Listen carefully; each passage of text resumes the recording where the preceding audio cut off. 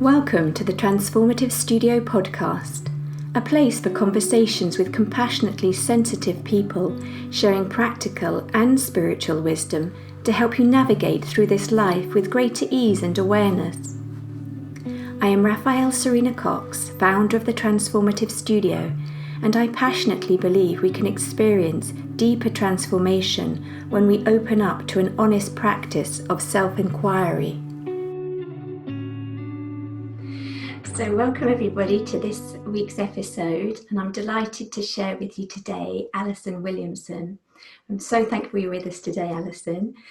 Would you like to share just a little bit about yourself for those listeners who maybe don't know about you or your work? Yeah, okay.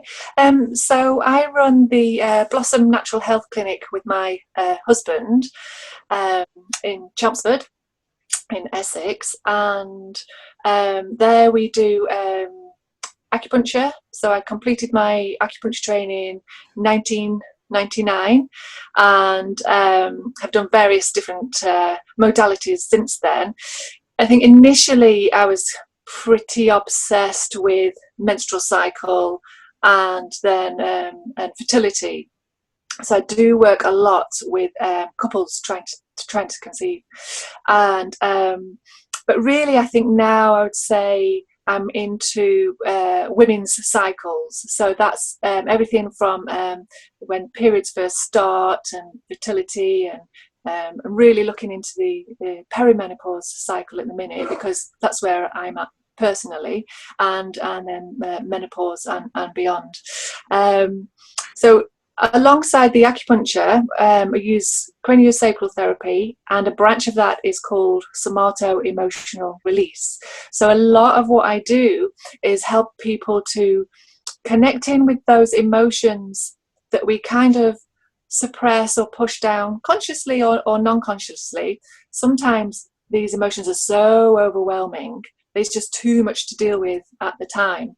Or sometimes it's not safe to deal with our emotions, so they get suppressed and harboured. So a lot of that is working with the tissue and helping people to process or release or transform those emotions.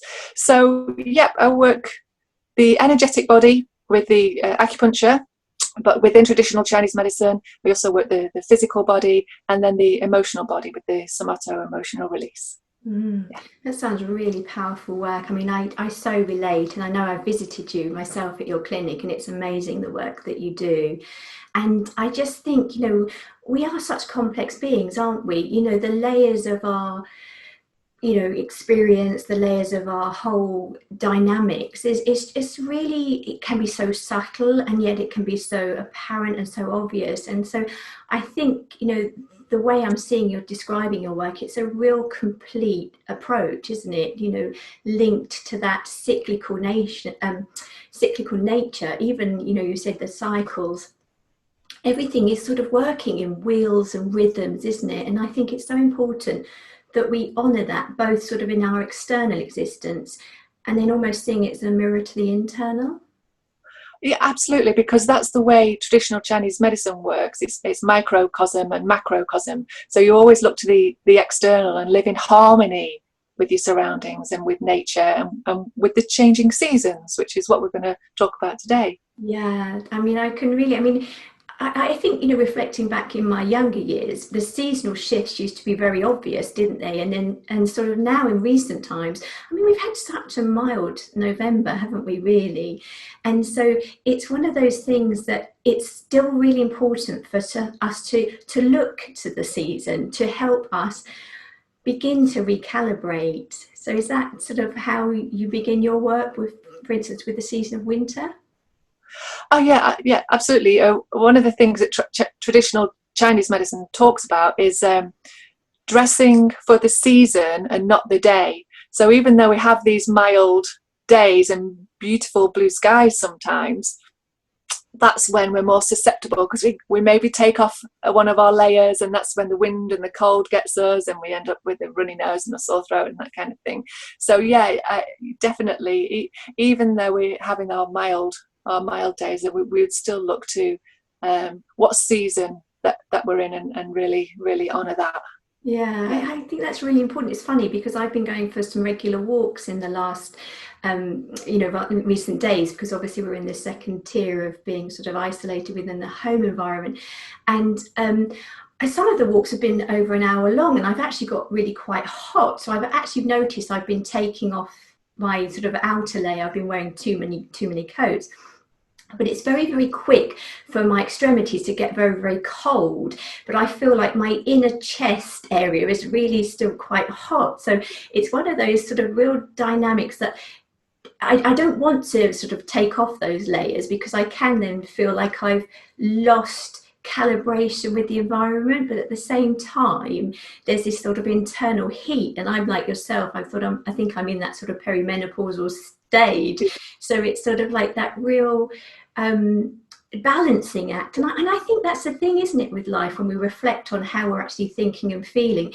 It's no sort of big chunk of time where you say, right, this is how it is right now. It's almost like there's a cycle within the hour almost of how you're feeling in any one moment. Do you find that reflecting back in what you do? Absolutely. Well, there's lots of studies now on the circadian rhythm, isn't there, with our 24-hour cycle, which, to be fair, traditional Chinese medicine, which is thousands of years old, talked about this, and is in all the old texts about different hours in the day where different organs are more prominent or the more resting. And Western medicine are looking into that.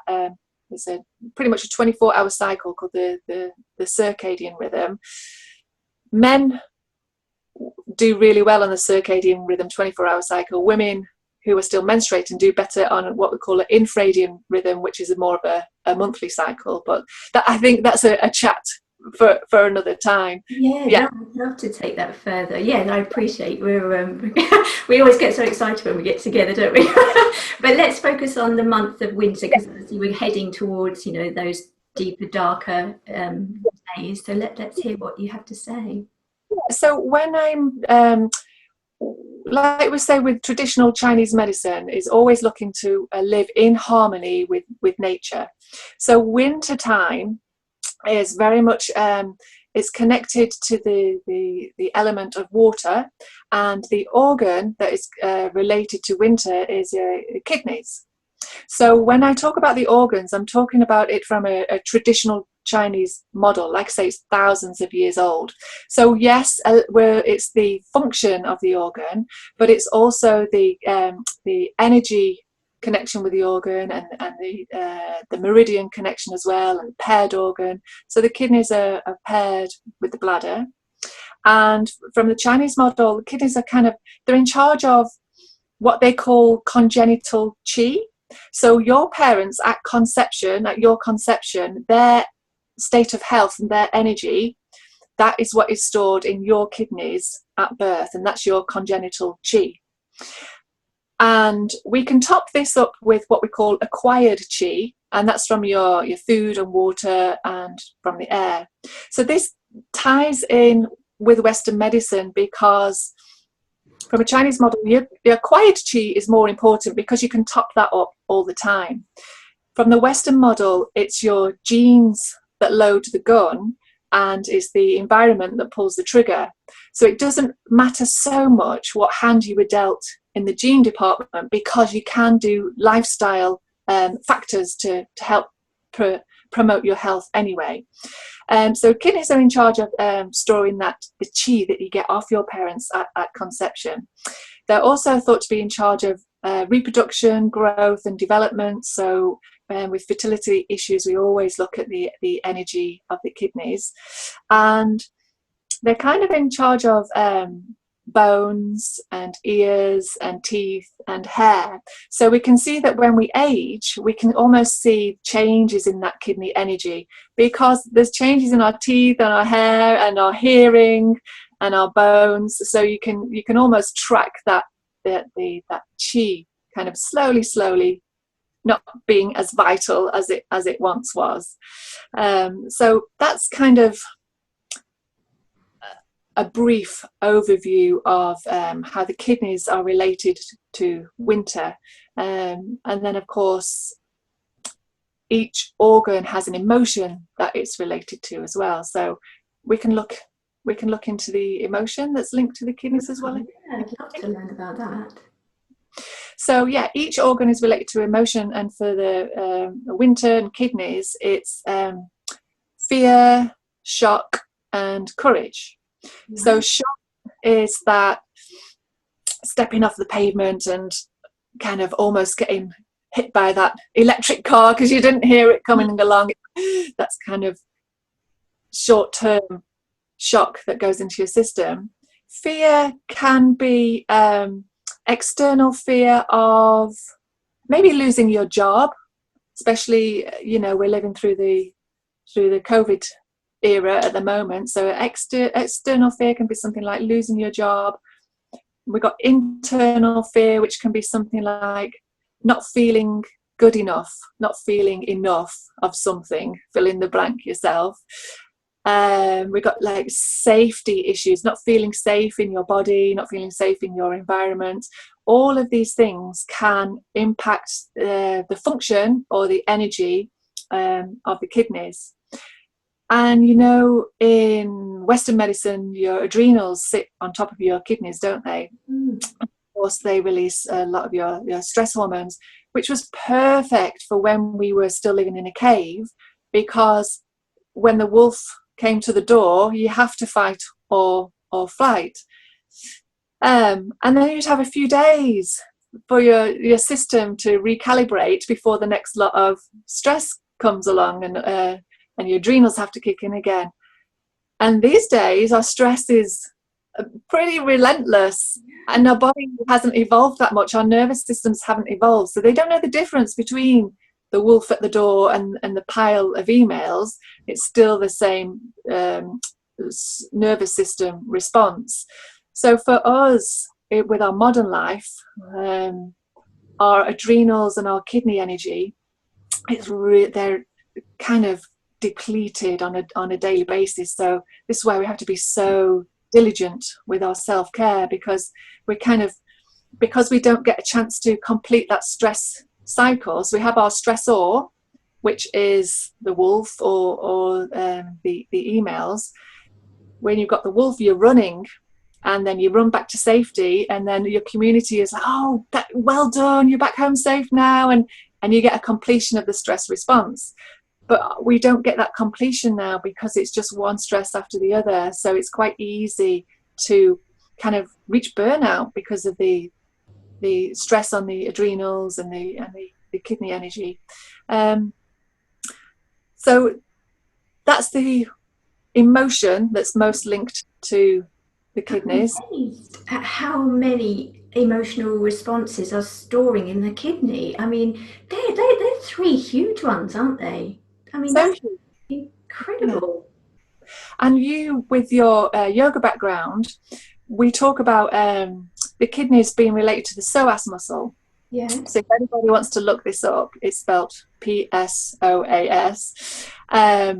And the psoas muscle holding a lot of the fear that goes into the kidneys as well. So one way is to kind of go to your yoga class and connect in and do work with, which is going to access that psoas muscle as well. Yeah. So could you share with us what example you might suggest? You know, if you were going to go onto your mat, what sort of practice?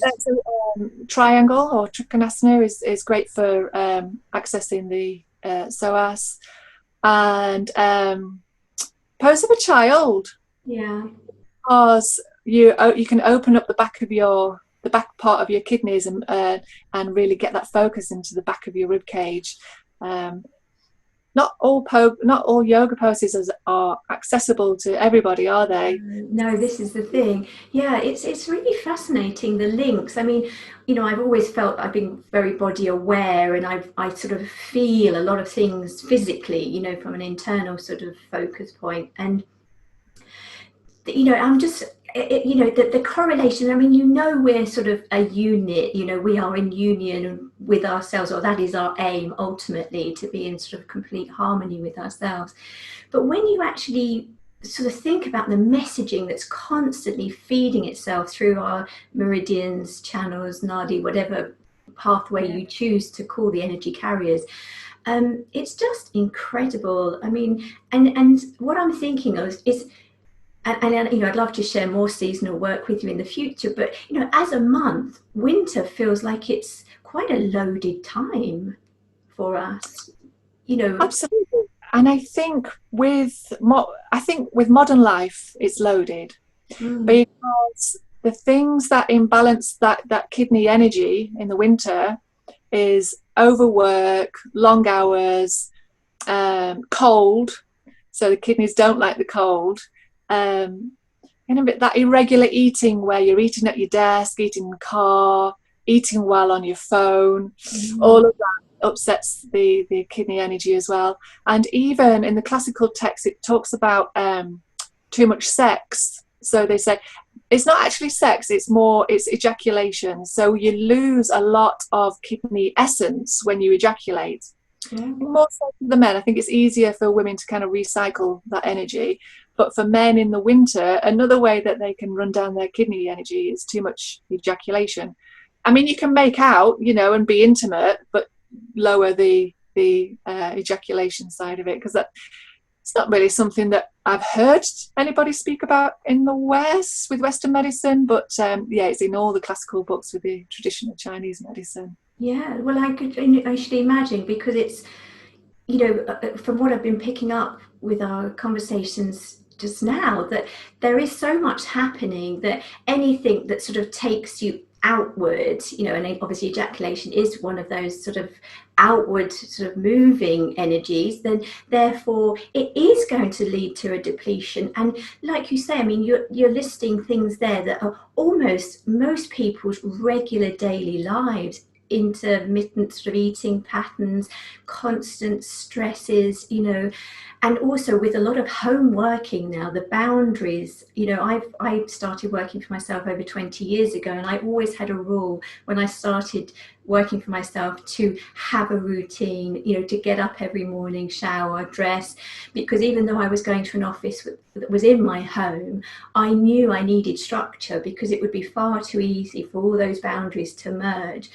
And I think with the home working style that's sort of in most people's lives these days, the balance and the structure, and even stopping for sort of periods of time, you know, most people that worked into an office maybe would go for a walk at lunchtime to buy some lunch or to get out of the office, whereas now you can almost lose lunchtime periods, can't you? And all of that sort of, you know, structure, and not in a strict rigid way, but it just is a frameworking that I think is really being sort of lost. And so I think it makes us even more or the need to be more mindfully aware of how we're expending our energy, whether it's through work or play. You know, it has to be considered. Absolutely. Yeah, because it's almost the norm, isn't it, to for people to eat at their desk and to work long hours and not to schedule rest. And you know, the studies, they look at different countries. In France, for example, obviously they're known for the leisurely lunches, but apparently in some parts of Paris where there's more international offices, that leisurely lunch, not eating at your desk, is changing because they're getting the international workers in, and so they're bringing their eat at the desk routines with them. So yeah, it's almost our norm, certainly in the UK, isn't it? Yeah, I mean, and equally with the sort of platforms like we're using here, you know, the time frames to speak to people in different countries, you know, sometimes you've got that 8-12 hour delay window, and so your meetings, if you are working internationally as well, it's just everything does just begin to blur. So I think, you know, grounding into some practices is really helpful. So Yeah. have you got anything to share with us about what could become a winter practice for self-care? Yes. Got there's quite a few really accessible tips that we can use. So the kidneys are related to winter, but they don't like the cold. So you have to listen to your grandma, get your warm socks on, your warm slippers, and a long vest. or if you're feeling fancy, you can buy something called haramaki. So hara is a Japanese word, and think of a boob tube, but it goes around your womb and your kidneys. So it just helps to keep your kidneys warm, or hot water bottle, at the end of the day. So feet being warm is super important, because the kidney meridian starts on the sole of the feet. Okay, so keep your feet warm, keep your lower back warm, and you can use that with socks best, or hot water bottles. And I think really honor the season. So winter is a time to retreat and to rest, and we've lost that a little bit, because obviously our life is 24/7. And I think one of the things that sabotages that is Christmas. Now, I love Christmas because it breaks up the winter. We have long winters in the UK, and it does help break it up, but it's manic. Christmas is manic and stressful, and there's a lot to do at a time when we're supposed to be in our cave and slowing down and really conserving our energy. So I think one tip around Christmas time is checking in with those boundaries and making sure. I mean, I'm guessing Christmas is going to be different for everybody this time anyway, but try and do things out of love rather than duty, and really be diligent about rest. If you know that you've still got your full-time job and the children, caring for elderly, and Christmas on top of that, then you have to be super diligent with finding space to retreat as well as that. And really, I think New Year's resolutions as well is the worst time of year, because January the 1st, it's cold and dark. It's not the time to start going out running and trying to start a New Year's exercise regime. If you were thinking of something like that, it would be something like a yin yoga or yoga nidra or restorative yoga. So it's still restful, and you're exercising for your internal health rather than to burn any calories or change the shape of your legs. So I think just being mindful of that as well. I think in terms of food, lots of bone broth if you eat meat, because like we were saying, the bones are related to the kidney energy. And in traditional Chinese medicine, basically the organ that you eat of that animal is good for your own organ. So liver's good for your liver, etc. So bone broth is good for your bones. And if you're vegan, then black foods, so like black beans, black sesame seeds, really dark leafy vegetables, so you can still draw that kidney energy from the food. You don't have to do it from meat sources.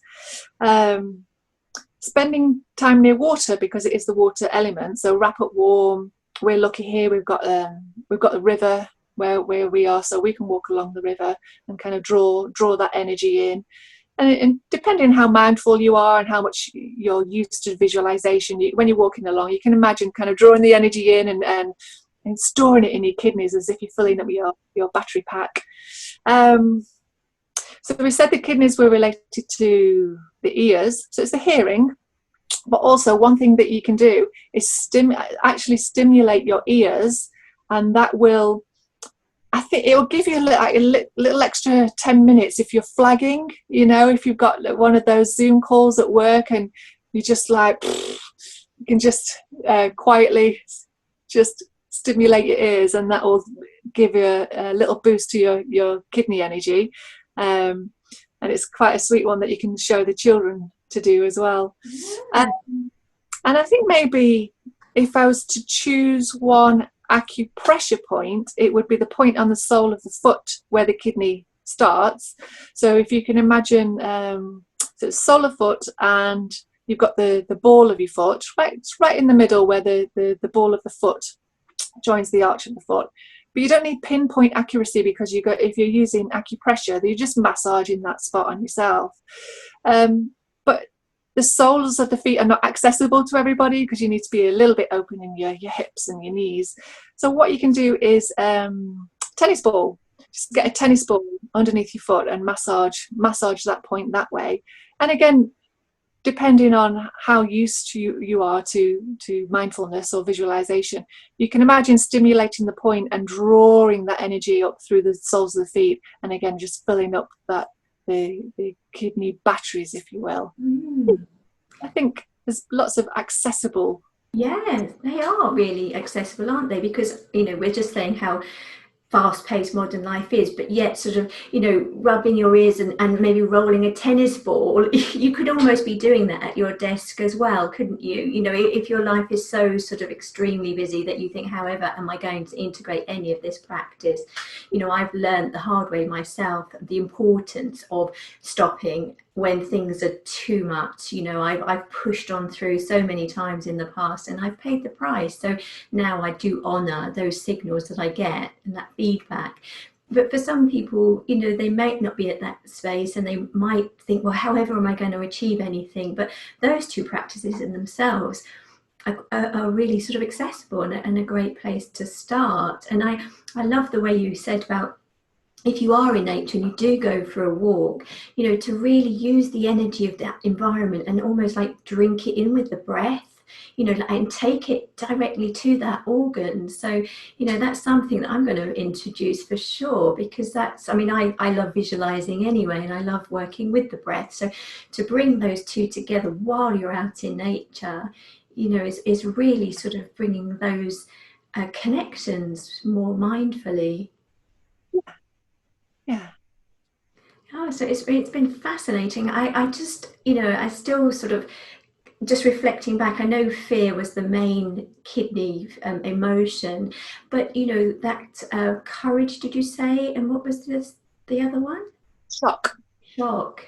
Yeah, you see there, for instance, so much of modern life can take you into those emotions quite quickly. I mean, I'm sure, there's several stories people can share where it goes at much, much deeper layers. And like you say, you need much more considered environments and sharing and care. But the shocks and traumas that go on in everyday life, just announcements on the news, if you do happen to tune into that side of things, that's constantly giving you that sort of hyper adrenal sort of response. And of course, like you said, the kidneys are sitting right underneath that, so it's almost like a daily bombardment. So to sort of almost just reflect on that emotional state that you're in. I mean, I work with a wheel of the month, and I write down my emotional states every day, because I think you can forget, where you've been within that month. And so to have that sort of reminder of